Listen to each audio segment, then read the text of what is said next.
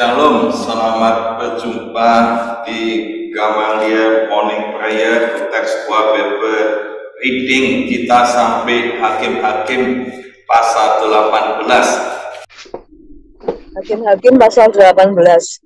Pada zaman itu tidak ada raja di antara orang Israel, dan pada zaman itu suku Dan sedang mencari milik pusaka untuk menetap.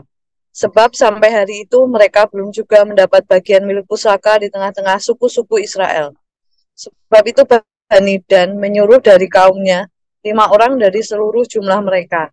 Semuanya orang-orang yang gagah perkasa, yang berasal dari Zora dan Esitaol, untuk mengintai negeri itu dan menyelidikinya, serta berkata kepada mereka, "Pergilah menyelidiki negeri itu." Ketika orang-orang itu sampai ke pegunungan Efraim di rumah Mika, bermalamlah mereka di sana. Ketika mereka ada dekat rumah Mika itu, dikenal merekalah logat orang muda suku Lewi itu. Lalu singgahlah mereka ke sana dan berkata kepadanya, "Siapakah yang membawa engkau kemari? Apakah pekerjaanmu dan urusanmu di sini?" Katanya kepada mereka, "Begini begitulah dilakukan Mika kepadaku. Ia menggaji aku dan aku menjadi imamnya." Kata mereka kepadanya, "Tanyakanlah kiranya kepada Allah supaya kami ketahui apakah perjalanan kami tempuh ini akan berhasil." Kata imam itu kepada mereka, "Pergilah dengan selamat. Perjalanan yang kamu tempuh itu dipandang baik oleh Tuhan." Sesudah itu pergilah kelima orang itu, lalu sampailah mereka ke Lais. Dilihat merekalah bahwa rakyat yang diam di sana hidup dengan tentram, menurut adat orang Sidon, aman dan tentram. Orang-orang itu tidak kekurangan apapun yang ada di muka bumi, malah kaya harta.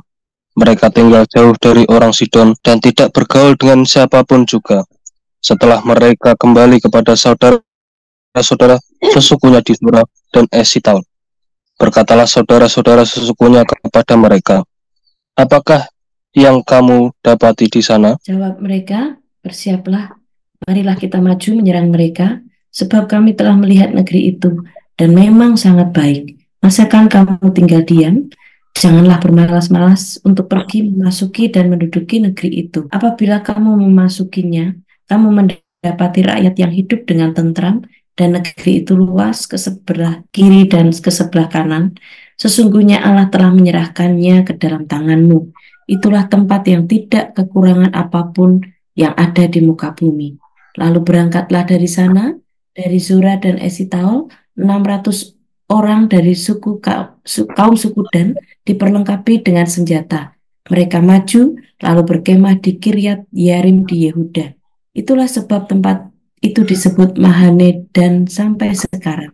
Letaknya di sebelah barat Kiryat Yearim. Dari sana, mereka bergerak terus ke pegunungan Efraim dan sampai di rumah Mika.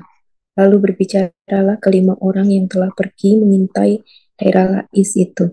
Katanya kepada saudara-saudara sesukunya, "Tahukah kamu bahwa dalam rumah-rumah ini ada efod, terafim, patung pahatan, dan patung tuangan? Oleh sebab itu, insyafilah apa yang akan kamu perbuat." Kemudian mereka menuju ke tempat itu, lalu sampai ke rumah orang muda suku Lewi itu di rumah Mika dan menanyakan apakah ia selamat. Sementara ke-600 orang dari Bani Dan yang diperlengkapi dengan senjata itu tinggal berdiri di pintu gerbang. Maka kelima orang yang telah pergi mengintai negeri itu berjalan terus masuk ke dalam, lalu mengambil patung pahatan, efod, terafim, dan patung tuangan itu. Adapun imam itu berdiri di pintu gerbang bersama-sama dengan ke-600 orang yang diperlengkapi dengan senjata itu. Tetapi setelah yang lainnya itu masuk ke dalam rumah Mika dan mengambil patung pahatan, efod, terafim, dan patung tuangan itu, berkatalah imam itu kepada mereka, "Berbuat apakah kamu ini?" Tetapi jawab mereka kepadanya, "Diamlah, tutup mulut, ikutlah kami dan jadilah bapak dan imam kami. Apakah yang lebih baik bagimu menjadi imam untuk seisi rumah satu orang, atau menjadi imam untuk suatu suku dan kaum di antara orang Israel?" Maka gembiralah hati imam itu. Diambilnyalah efod, terafim, dan patung pahatan itu, lalu masuk ke tengah-tengah orang banyak. Kemudian berbaliklah mereka dan pergi dengan anak-anak, ternak, dan barang-barang yang berharga ditempatkan di depan mereka. Ketika mereka telah jauh dari rumah Mika, dikerahkanlah orang-orang dari rumah-rumah yang di dekat rumah Mika, dan orang-orang itu mengejar Bani Dan itu. Mereka memanggil-manggil Bani Dan, maka berbaliklah orang-orang itu dan berkata kepada Mika, "Mau apa engkau dengan mengerahkan orang?" Lalu jawabnya, "Allahku yang kubuat serta imam juga kamu ambil, lalu kamu pergi. Apakah lagi yang masih tinggal kepadaku? Bagaimana perkataanmu itu kepadaku? Mau apa engkau?" Berkatalah Bani Dan kepadanya, "Janganlah suaramu kedengaran lagi kepada kami. Nanti ada orang yang menyerang engkau karena sakit hati, dan dengan demikian engkau serta seisi rumahmu kehilangan nyawa." Lalu Bani Dan melanjutkan perjalanannya, dan Mika, setelah dilihatnya mereka itu lebih kuat daripadanya, berpalinglah ia pulang ke rumahnya.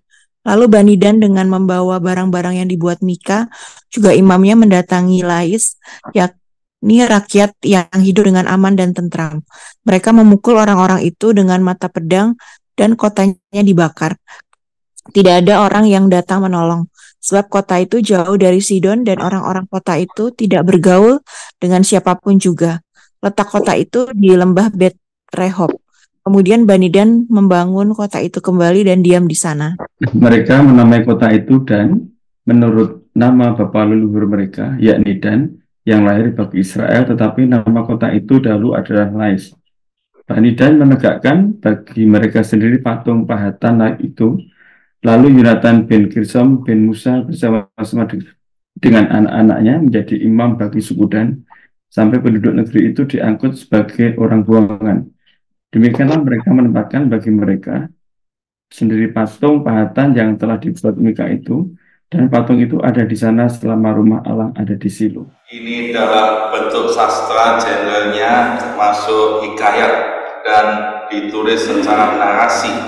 Maka dalam mengerti amanat teks atau makna teks dari penulis, salah satu langkah yang perlu diperhatikan adalah konteks.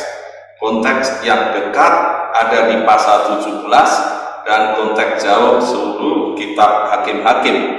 Apa yang terjadi dalam konteks itu, yaitu di mana ditunjukkan di pasal 17 ayat 6, pada zaman itu tidak ada raja di antara orang Israel, dan ciri-cirinya adalah setiap orang berbuat apa yang benar menurut pandangannya sendiri.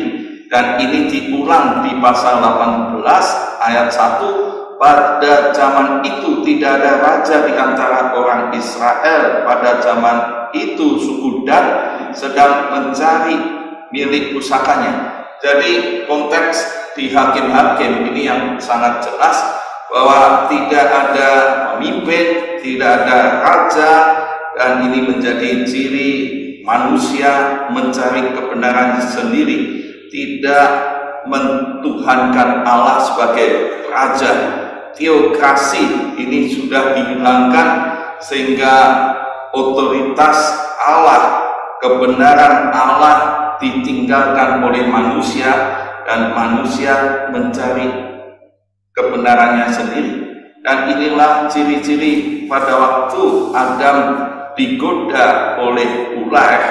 Kalau kamu makan buah mentah baik dan jahat, kamu akan menjadi seperti Allah. Dan dosa menunjukkan bahwa dia tidak mau diatur Allah, tidak mau tunduk pada Allah, memberontak Allah, mencari kebenarannya sendiri. Ini yang terjadi. Maka di pasal 18 kita melihat satu narasi, alur plot ceritanya ini perlu dipahami di dalam melihat hikayat atau narasi. Dan ceritanya jelas, suku Dan mencari milik pusakanya. Dia datang untuk ke Lais, dan dalam cerita ini mengutus 5 pengintai. Dalam 5 pengintai ini bertemu dengan yang pertama, orang Lewi yang diangkat Mika menjadi imam di dalam rumahnya sendiri, karena dia membuat patung tuangan dan efod, dan ini diangkat menjadi imam Dan dikatakan di pasal 17 ayat yang ke-13, lalu kata Mika, sekarang tahulah aku bahwa Tuhan akan berbuat baik kepadaku karena ada seorang Lewi menjadi imamku. Ya, dia pikir ini yang dipakai Tuhan. Lalu setelah itu kelima ini sampai ke Lais, dan dia menjadi pengintai, mengamati bagaimana keadaan di Lais ini. Ternyata memang keadaannya ini penuh dengan keamanan, tentram, hartanya banyak, kaya akan harta, dan dia tertutup, tidak bergaul dengan yang lain. Tapi ada data yang dikatakan bahwa di Lais ini semuanya sudah ada, dan dikatakan di pasal 18 ayat 10 bagian B, Allah telah menyerahkannya ke dalam tanganmu, itulah tempat yang tidak ada kekurangan apapun yang ada di muka bumi. Ini dilihat oleh 5 pengintai, mereka itu makmur, tidak ada kekurangan apapun. Dan waktu ada di sana ternyata ketemu dengan yang imam yang diangkat Mika itu, dan ternyata ada efod, ada terafim, dan patung pahatan itu akan diambil oleh mereka ini. Dan dikatakan kepada 5 pengintai ini, ke orang Lewi, sudahlah sekarang tutup mulut, ikut kami dan jadilah bapak dan imam kami. Dan mereka katakan, lebih baik bagimu menjadi imam untuk seisi rumah daripada seisi rumah satu orang, atau menjadi imam untuk suatu suku. Ya, ini tawaran datang ke Dan, maka ada suku Israel dan kamu bisa jadi imam. Maka imam ini mau ikut. Lalu dibawa patung pahatan, efod ini dibawa, lalu dikejar oleh Mika. Tetapi Mika ajak pasukannya kalah kuat, dan Mika kembali. Dari dia kembali, lalu orang-orang ini tetap membawa barang-barang ini yang dia rebut dari Mika, lalu menyerang Lais, dan rakyatnya semua dikalahkan dan dipukul kalah oleh pedang dan dibakar.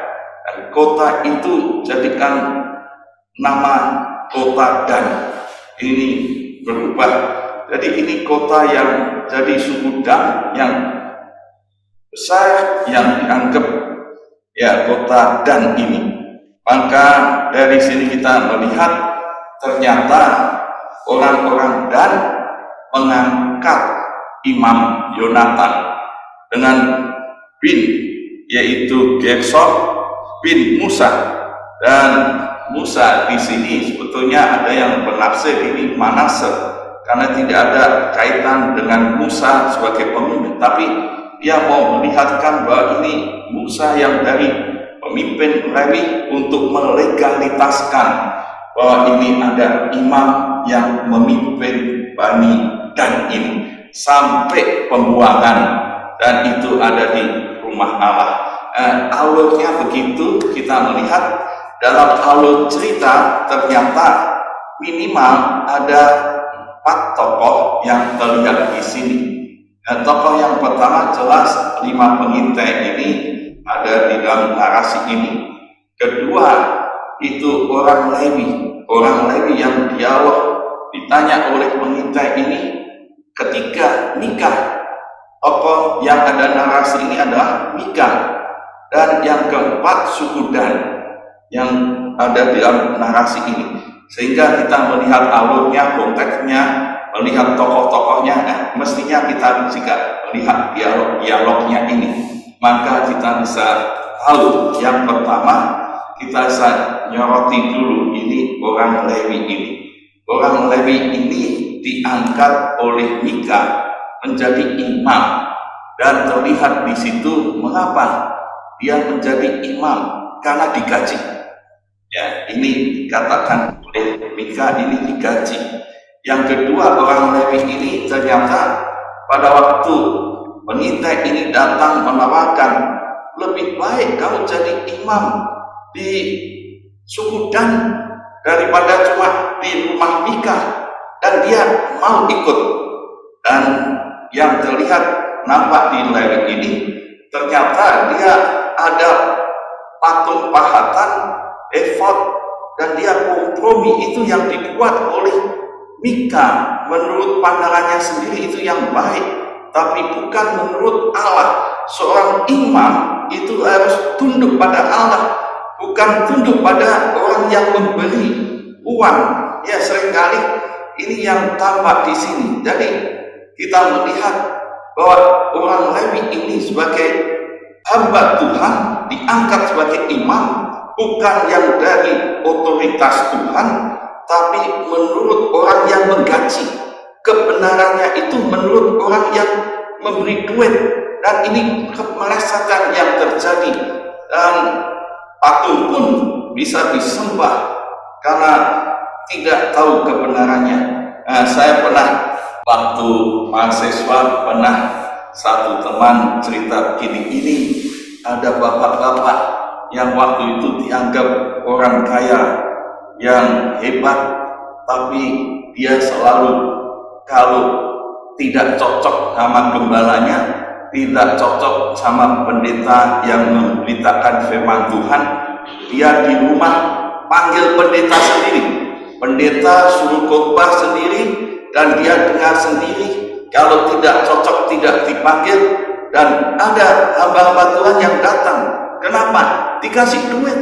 Karena dikasih duit cukup banyak, dia bisa menyenangkan seorang kaya yang menurut pandangannya sendiri itu yang benar. Kalau tidak sesuai, dia tidak mau. Dan saudara, ini ciri-ciri yang ada di kitab Hakim-Hakim mungkin akan terulang saat ini, bahwa banyak orang seringkali hanya mencari kebenarannya sendiri, tidak mau tunduk pada firman Tuhan. Sampai imam-imam pun hanya karena duit dia tidak hidup dalam kebenaran.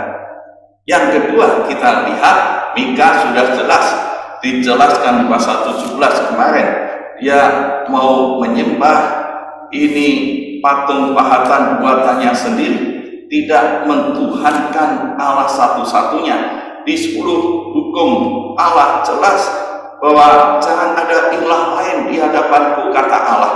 Dan kalau dia mengilahkan sesuatu, jelas ini melanggar hukum. Dan ini Mika ada di situ. Posisinya jelas, supaya Tuhan yang kita sembah harus Allah yang benar, Allah yang bukan buatan manusia, Allah bukan buatan diri sendiri, tapi Allah yang benar. Dan yang ketiga, kita bisa melihat tokoh 5 pengintai ini dan orang Dan setelah mengalahkan ini, dan waktu ketemu dengan orang Lewi, ternyata pikirnya yang ada di orang Lewi di Mika itu patung pahatan, efod, dan ini disembah, dilakukan. Ternyata ini yang dibawa ke Dan, dan diangkatlah Yonatan, imam yang dianggap keturunan Musa, tapi ini meleset. Dan dikatakan di ayat 27-31 sampai pembuangan, berarti sampai pada hukuman Allah itu di Babel. Patung itu ada di sana selama rumah Allah ada di Silo. Kompromi dengan buatan Mika, patung buatan Mika, dan ini mempengaruhi satu suku, ternyata meleset. Dan dari sini kita bisa melihat untuk berdosa dari satu rumah Mika bisa menyebar ke seluruh suku Dan. Artinya perlu hati-hati, karena untuk menularkan, untuk mempengaruhi yang baik, untuk tunduk pada Allah, belajar belajar firman Tuhan begitu sulit dan terus berjuang, bertumbuh, tapi untuk hal yang buruk, isu yang jahat, isu yang buruk, keadaan, kebiasaan menyembah yang jahat begitu cepat, dan yang baik seringkali akan kesulitan. Ya, saya selalu terus-menerus sharingkan, membagikan supaya belajar firman Tuhan lewat KTBK, lewat CPC, lewat eksegesa firman Tuhan, terus-menerus. Ini kebenaran, tapi toh seringkali ada yang tidak tahu apapun tentang KTBK. Dia mengisukan ini jelek, ini sesat, ini tidak baik, dan diputar balik. Saya pikir ini dari mana? Akhirnya ketemulah pembohong, penipu, dan anti kebenaran, yaitu cuma iblis dan setan. Orang dipengaruhi untuk tidak mendapatkan kebenaran. Itu gampang sekali. Tetapi yang benar, yang baik, berita yang membangun, berita yang membuat orang bertumbuh, tidak semudah dilakukan oleh satu suku, satu bangsa. Maka kita bisa melihat dari model menafsir narasi hikayat, kita lihat ini dan amanat teksnya. Minimal kita bisa ketemu bahwa Allah yang benar itulah Allah yang disembah, bukan Allah buatan sendiri, konsep sendiri, tapi Allah yang di dalam Yesus Kristus. Yang kedua, kalau menjadi imam, menjadi pelayan Tuhan, imam yang benar, yang diangkat oleh Allah, bukan karena gaji, karena duit, atau diangkat manusia, tapi otoritas dari Tuhan Yesus sendiri. Jadi kita mau aplikasikan hari ini, apakah saya sudah menyembah Allah yang benar di dalam Yesus Kristus? Yang kedua, apakah saya siap menjadi pelayan Kristus yang ditentukan Tuhan?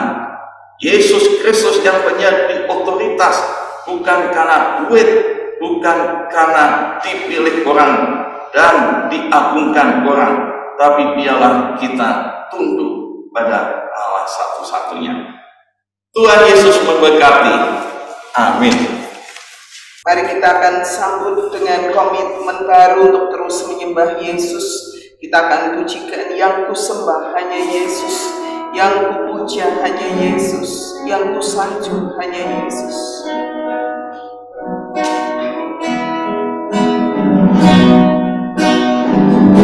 Ku sembah hanya Yesus, yang ku puja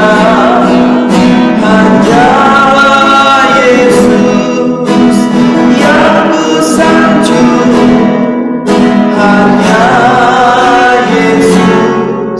Sebab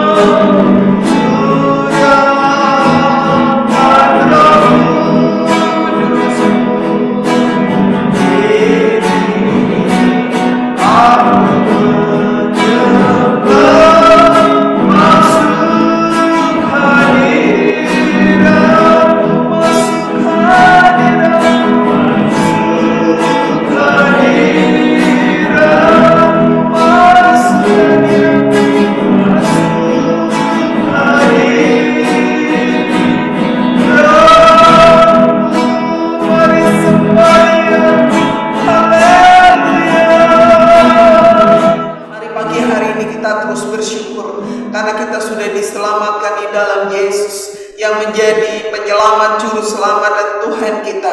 Biarlah kita berkomitmen bersama dengan keluarga kita. Kita mau terus sembah Dia, Allah yang hidup, dan kita terus mau menjadi pelayan-pelayan Kristus yang dipanggil seturut dengan kehendaknya. Mari kita berdoa. Bapa di surga, aku bersyukur kepadamu Tuhan, karena di dalam Yesus aku sudah diselamatkan. Aku terus Tuhan rindu untuk terus menyembah, terus berkomitmen untuk terus setia kepada Tuhan sampai akhir hidupku. Aku bersyukur Tuhan, biarlah bersama dengan keluarga kami mau berkomitmen untuk terus menyembah Yesus. Tuhan, berikan hati yang beriman di dalam anak-anak kami, dalam keluarga kami, supaya keluarga kami menjadi keluarga yang terus menuhankan Yesus, yang terus menyembah Yesus sepanjang umur hidup keluarga kami. Terima kasih ya Tuhan, kami mengucap syukur karena di dalam Engkau memanggil kami sebagai pelayan-pelayan Kristus, sebagai hamba-Mu, karena kami menyebut Engkau adalah Tuhan kami. Oleh sebab itu berikanlah kami kesetiaan, berikan kepada kami hati yang terus menyenangkan hatinya Tuhan. Terima kasih Tuhan, ampuni segala yang tidak berkenan. Di dalam nama Tuhan Yesus kami berdoa, kami mengucap syukur. Haleluya, haleluya.